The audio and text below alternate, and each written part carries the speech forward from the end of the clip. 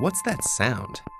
Depending on whom you ask, the crackle of popping joints is either the sound of sweet relief or the noxious tones of a stomach-turning habit. Really though, what's that sound? I mean, why does bending your joints in a certain way make them pop like that? Scientists have offered several explanations, including rapidly stretching ligaments and, in severe cases, actual bones grinding against each other. But the most common explanation for why your stretched out joints sound like bubbles popping is that, well, there are bubbles in there.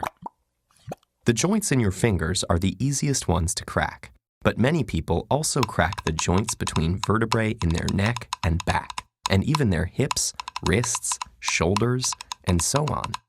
All these joints are synovial joints, and they're the most flexible ones in your body.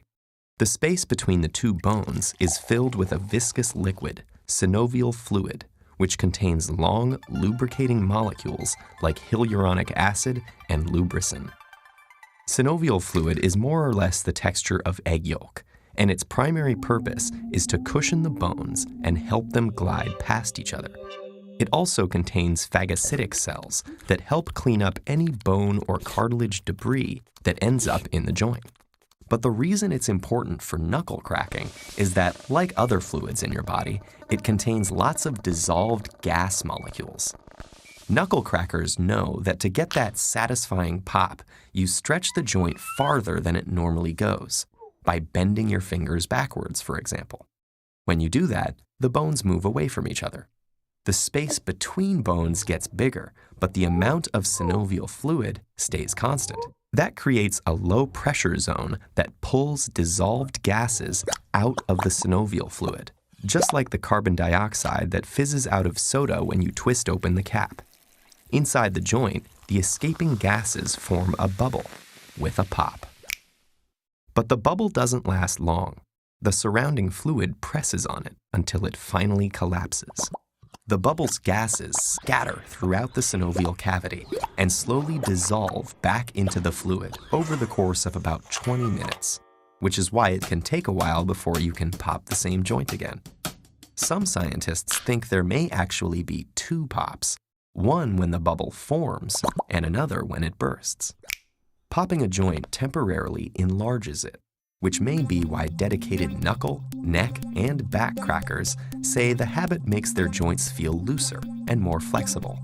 But you may have heard from a concerned relative or annoyed office mate that cracking your joints will give you arthritis.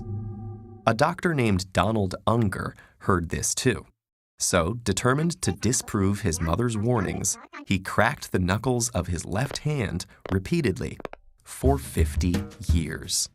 While the right-hand knuckles went unpopped. 36,500 cracks later, both hands were arthritis-free. For this selfless act of devotion to science, Dr. Unger received an Ig Nobel Prize, a parody of the Nobel Prize that recognizes wacky but weirdly fascinating scientific accomplishments. Unger wrote that his results should prompt investigation into other parental beliefs, like the importance of eating spinach. The jury's still out on that one. As for knuckle cracking, one study suggests that all that joint stretching and bubble bursting can cause your hands to swell and weaken your grip.